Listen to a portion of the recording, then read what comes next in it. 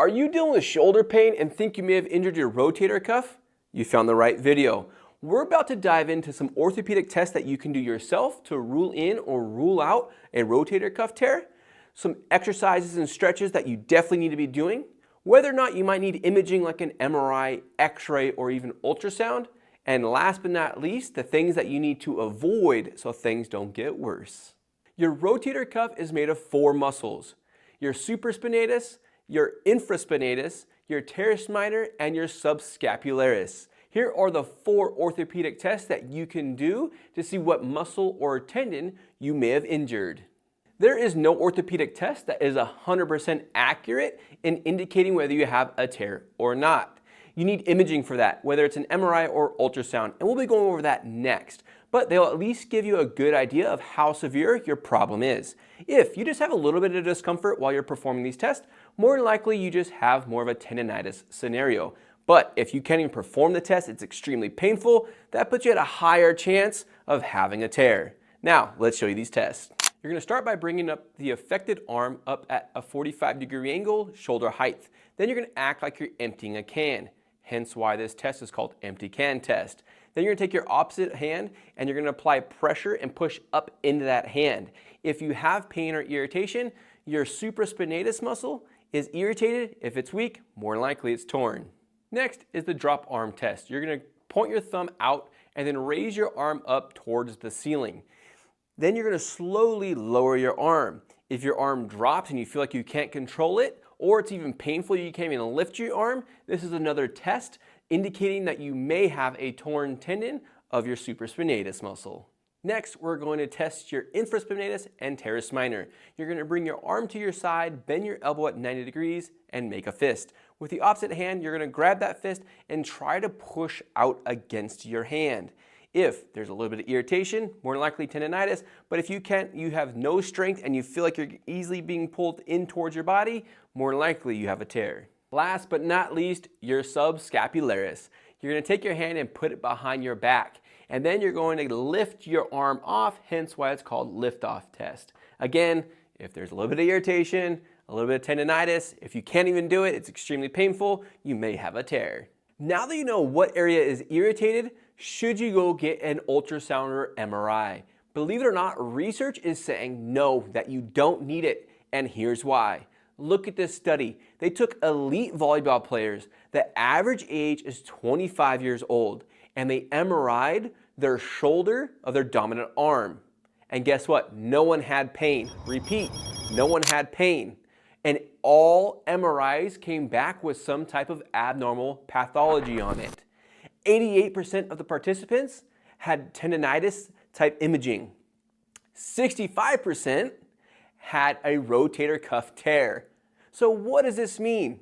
It means that you can live with a tear and still be pain-free, but you have to take pressure and get that tendon stronger. And here's how you do it.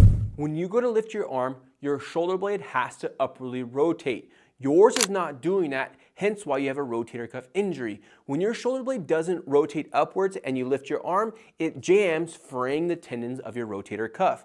So these exercises I'm about to show you are designed to get that shoulder blade to start to upwardly rotate, taking pressure off of the tendons, but also strengthening them at the same time, giving you relief.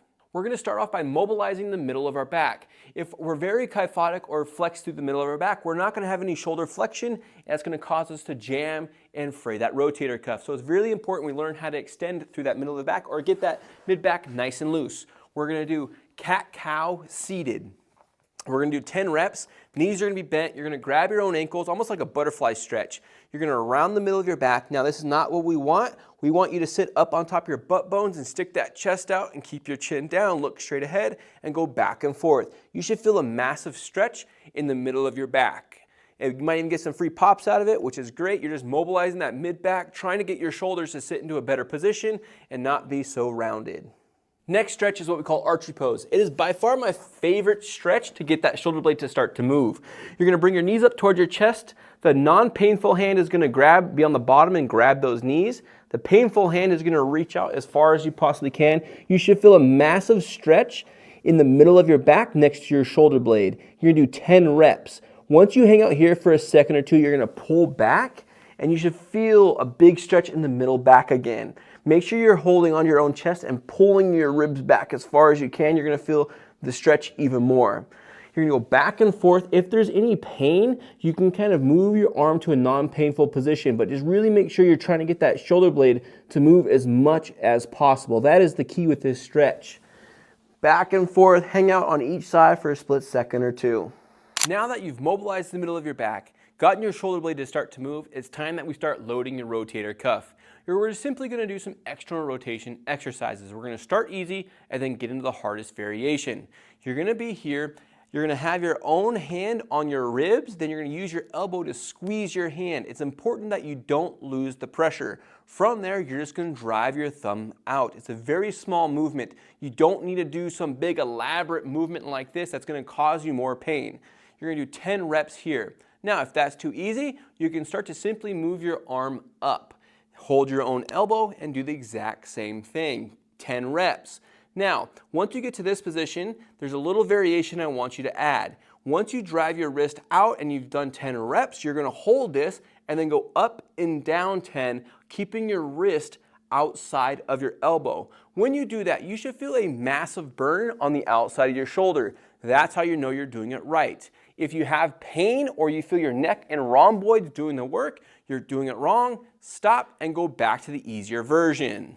Now, some things that you should avoid are sleeping on your side. That's just going to make your shoulder even tighter. Same thing with slouching for a long period of time. If you're on the couch slouching, that's just going to make you very stiff and you're going to have more pressure on your rotator cuff when you go to move your arm.